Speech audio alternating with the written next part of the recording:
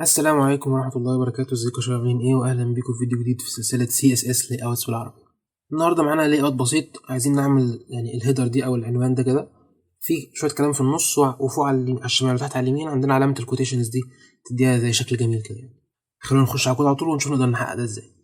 ده كده الستارتر كود اللي هنبدأ بيه النهارده. عندنا في ال HTML ديفاية عادية خالص وجواها H1 مكتوب فيه الكلام اللي عندنا. تمام.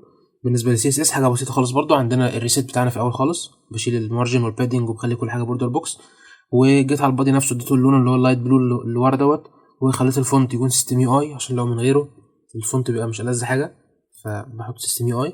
وبعد كده التلاته اللي تحت دول عشان بس اخلي حاجه تسنتر في النص، لو انا شلتهم كده هتلزق فوق خالص، فبعمل ديسبلاي جريد وبخلي بليس ايتم سنتر، وفي نفس الوقت لازم طبعا اخليها تاخد الحجم كله، لان لو مش 100 في اتش فهو مش هيعمل اي حاجه، هيفضل برضو البادي واخد الجزء اللي فوق ده بس. بعد كده عندي ديف بديله الخلفيه بتاعته اللي هي اللون اللايت ساين دوت، لو من غيره مش هيبقى ليها لون، وبديها شويه بادنج، وبديها ماكسيمم ويدث ومارجن ان لاين اوتو عشان تبقى متسنتره في النص بس. واخر حاجه عندي ال H1 خليته تكست الاين سنتر عشان تبقى متسنتره في النص، طبعا لو من غيرها هتبقى لازقه على الشمال، وبخلي كل حاجه ابر كيس، لان انا كاتب الكلام عندي في حاجات ابر كيس وفي حاجات لور كيس، فلما بعمل كده بخلي كل حاجه تتغير تبقى ابر كيس، لو من غيرها هترجع زي ما انا كنت كاتبها فوق. تمام. واخر حاجه بكبر الفونت سايز بخليه 4 رام. طيب فاحنا كده عايزين نضيف بس الحاجتين الصغيرين اللي هم التو كوتيشنز دول، واحده فوق على الشمال وواحده تحت على اليمين. فقدامنا اتجاهين، في اتجاه انا ما بحبوش، وهو ان انا بقوم جاي عند ال HTML نفسه احط سبان كده فوق، واقوم حاطط فيها العلامه بتاعتي، واروح اقفل السبان تاني. ده حل، خليها ظهرت كده فوق عندي وانا اظبطها بقى تحت، وباجي بعدها كده اقوم حاطط سبان تانية واعملها. بس في حل تاني انا بفضله، وهو طالما ما تقدر تعمل اللي انت عايزه من غير ما تضيف حاجه في الدوم عندك، من غير ما تضيف حاجه تاج جديده في ال HTML، ده يفضل، وهو ان احنا نستعمل السودو اليمنتس، اللي انا اجي كده اقول له H1 before، واقوم قايل له كده الكونتنت عباره عن الحاجه اللي انا عايز احطها دي. تمام. زي مثلا عايز احط حرف الاي ده، طبعا هو راح خلاه اي كابيتال عشان انا عامل تكست ترانسفور، بس مش تفرق معايا يعني، اللي حرف ايه مثلا تبقى واضحه كده، بيروح يحط حرف ايه دوت قبل الكونتنت اللي عندي جوه. تمام. ممكن اجي على الافتر كمان، اروح قايل له كده كونتنت ايه كمان تحت، المفروض يحطها في الاخر خالص بعد الكونتنت بتاعي. انا بقى اقدر اجي دلوقتي او اديهم بوزيشن ابسوليوت، اشيلهم كام من بدل ما هم لازقين في الكلام من قبله ومن بعده، واحطهم على الاطراف اللي انا عايزها، واغير الكونتنت بتاعهم. تمام.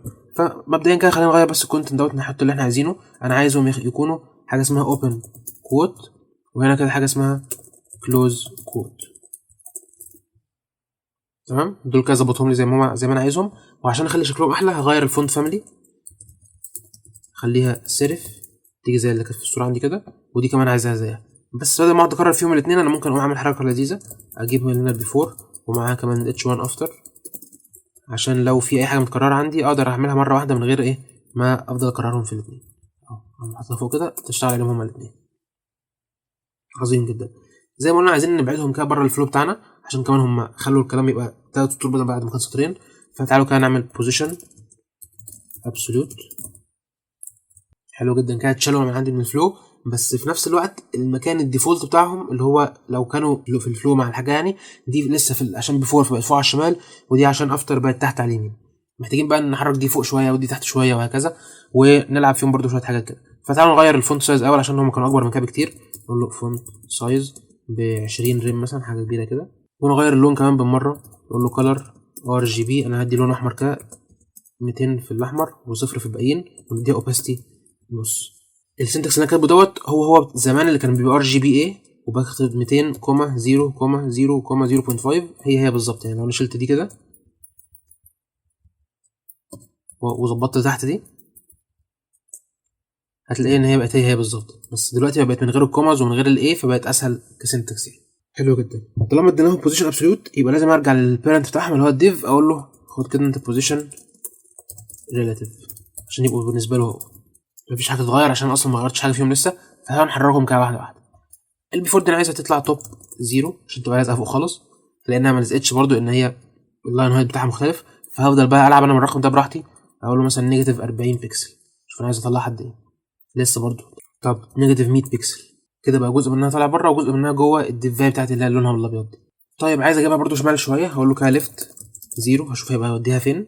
لا بعدها بس مش قوي برده، فانا عايز اجيبها اكتر من كده، فاقول له طب خليها نيجاتيف 70 مثلا بكسل، تطلع بره حبه حلوين كده، يبقى جزء منها بره وجزء منها لسه جوه عندي. تمام. نفس الكلام هيجي عند الافتر، هقول له مثلا البوتوم المره دي البوتوم لو قلت له نيجاتيف 100 بكسل مش هينزل لان هي بتبقى فوق قوي، فهنكترها شويه نخليها مثلا 220. والرايت زي اللي فوق كان نيجاتيف 70 بكسل برضه، بحيث برضه يبقى جزء منها جوه وجزء منها بره. حلو جدا، احنا كده حققنا اللي احنا عايزينه. بس لو خدنا بالنا هنلاقي ان الاحمر دوت طالع فوق الكلام اللي عندي، انا عايز الكلام يكون هو اللي فوقيه. فاول حل ممكن يجي في دماغي ان انا اجي عند الاتش 1 بيفور والافتر اقول لهم زد اندكس نيجاتيف 1، هلاقي ان هما راح راجعين مني ورا خالص. انا كنت عايزكم ترجعوا بس سنه بسيطه ورا الكلام، لكن تفضلوا لسه جوه الديف. ايه اللي رجعكم ورا الديف خالص؟ انا اصلا قايل لكم خليكم ريلاتيف للديف. لا، هو زد اندكس بيشتغل بالنسبه للصفحه كلها. هنا الصفحه كلها عنده 1 لاير، فلما بتقول نيجاتيف 1 بيقول لك خلاص انا فهمت ان انت عايز ترجعه ورا، خلاص هيقوم مرجعه ورا خالص، ورا كل حاجه طبعا ما عدا البادي يعني عشان دوت الكبير بتاعه. طب انا دلوقتي لو انا عايز اقول له لا انا عايزك ترجع ورا بس يكون ريلاتيف للديف، هو انا كاتب عند الديف ان هو بوزيشن ريلاتيف بس ما رجعش ريلاتيف دي ولا حاجه، ده رجع ورا الديف نفسه. انا عايزه يكون لا جوه الديف نفسه، اكن الديف ده يكون اللاير الجديده، فلما اقول له ارجع ورا يرجع ورا خالص لكل حاجه ما عدا الديف، زي ما هو كده في الكونتكست اللي احنا فيه رجع ورا كل حاجه ما عدا البادي، اكن بقول له ابدا من عند البادي وخلي كل الحاجات اللي جوه دي ريلاتيف ليك. انا عايز اعمل نفس الكلام بالنسبه للديف، اقول للديف كده خد انت لاير جديده لما اي حاجه جوه تبقى زد نيجاتيف 500 حتى ما ترجعش وراك، تبقى انت دايما اخر حاجه ورا. عشان نعمل كده محتاجين حاجه اسمها ستاكينج كونتكست. دلوقتي احنا ما عندناش ستاكينج كونتكست غير بتاع البادي، الحاجات كلها لاير واحده. عشان نعمل ستاكينج كونتكست جديد باجي عند الحاجه اللي انا عايز اعملها الكونتكست دي اللي هو الديفاي في الحاله دي، واقول له حاجه اسمها ايزوليشن ايزوليت، لانها ظبطت معايا على طول كده. انا بقول له ايه؟ انا بقول له خد الديفاي دي خدها في لاير لوحدها بعيد عن البادي بعيد عن الحاجات الثانيه دي كلها، واي حاجه جواها واخده زد اندكس تكون ليها علاقه بيها هي بس. فبالتالي هنا لما قال له زد اندكس نيجاتيف 1 فضل يرجع ورا عشان يرجع ورا كل حاجه لغايه ما وصل للديفاي بتاعتي اللي هي اخر حاجه في اللاير. قال لك لا بس اقف هنا مش ترجعش ورايا تاني. لما كنت من غيرها ما كانش في حاجه تقول له لا اقف دي، فبيفضل يرجع ورا كل حاجه لغايه ما يوصل للبادي، والبادي هو اللي يقول له لا اقف هنا خلاص انا عندي الستاينج كونتكست بتاعي. فيبقى عشان نعمل ستاكينج كونتكست جديد عشان نعمل لاير جديده لازم اعمل موضوع ايزوليشن ايزوليت دوت. دي زي ما شفنا كده في الفيديو بتاع البلوك فورماتنج كونتكست، وظيفتها الوحيده في الحياه ان هي بتعمل ستاكينج كونتكست جديد. في حاجات تانية ممكن تعملها ولكن هتعمل لي زي سايد افكتس جنبها برضو. فانا قلت في الفيديو بدل ما نقعد بقى نمشي في كل حلول، احنا اوريدي شفنا دوت في الفيديو بتاع الفورماتنج كونتكست، فهنا نخش على الحل على طول اللي هو بيعمل لي ستاكينج كونتكست جديد من غير اي سايد افكتس. عظيم جدا، احنا كده حققنا اللي احنا عايزينه باقل اسطر من الكود ممكنه ومن غير اي سايد افكتس. تعالوا برضو نشوف حل كمان في ناس كتير ممكن تعمله بس بيديني بقى شويه حاجات من اللي هي السايد افكتس وحاجات مشاكل ممكن تظهر لي انا مش عارف هي بتظهر ليه، وبرضو في النص كده نفهم شويه حاجات من سي اس اس هي شغاله ازاي. تعالوا كده نشيل ايزوليشن ايزوليت دي ونيجي عند الزد اندكس دي نشيلها نيجاتيف 1 نسيبها زي ما هي. تمام، رجعنا كده زي ما كنا في الاول ان هي الحاجه طالعه فوق الكلام. ممكن حد يفكر باتجاه معاكس، انا بدل ما ارجع الكوتيشنز دي ورا انا عايز اطلع الكلام هو اللي قدام، فيجي عند اتش 1 يقول والله زد اندكس 5 مثلا اي رقم كبير كده بحيث يطلعه فوق، هيبص كده عليه يلاقي ان هو باظ مني ما اشتغلش ليه؟ زد اندكس من قوانينه ان هو ما بيشتغلش غير مع اي حاجه واخده بوزيشن مش ستاتيك. هي ايه بوزيشن ستاتيك دي اصلا؟ ده الديفولت لاي حاجه ان هي بتبقى واخده بوزيشن ستاتيك. تمام، فطول ما هي ستاتيك زد اندكس ولا معنى خالص، لازم تديله اي حاجه ثانيه. تعالى كده نقول له ريلاتيف، هنلاقي ان هو في حاجات كانت اتغيرت عندي. ايه اللي اتغير عندي؟ اول حاجه انا خدت بالي منها ان الكوتيشنز باظت. طب باظت ليه؟ لان احنا زي ما احنا عارفين ان اي حاجه ابسولوت بتبقى بوزيشند لاقرب حاجه واخده ريلاتيف. طب هي في الاول كانت اقرب حاجه واخده ريلاتيف ايه؟ كانت الديف. دلوقتي بقى في حاجه اقرب منها الاتش 1، فدلوقتي كل الارقام اللي انا كنت اعملها دي هحتاج ان انا ارجع اغيرها. هقول له انت كنت نيجاتيف 100، لا انا عايزك تطلع اكتر من كده، خلاص خليها نيجاتيف 200 مثلا، خليها مطلع فوق خالص. اقول له خلاص خليها نيجاتيف 150، واقعد بقى اجرب في الارقام دي من اول وجديد. طب ما انا اصلا كنت ظابطها. فادي سايد افكت كده ظهر معايا ان انا بعد ما ظبطت كل حاجه واماكن كل حاجه لو جيت اعمل الريلاتيف دي هتبوظ مني. دي حاجه تعالى نرجعها بس 100 وزي ما كانت. طب الحاجه الثانيه، هو زد اندكس ما اشتغلش ليه؟ انا مش قايل له 5، هو اشتغل بس انت شلت اللي هنا. لو رجعتها نيجاتيف 1 هنلاقيها ظبطت معايا. طيب تعالوا نفهم برضو هي اشتغلت ليه بقى دلوقتي. ما انا ما عملتش اي ايزوليشن ايزوليت، ما عملتش اي حاجه ثانيه. فايه اللي حصل؟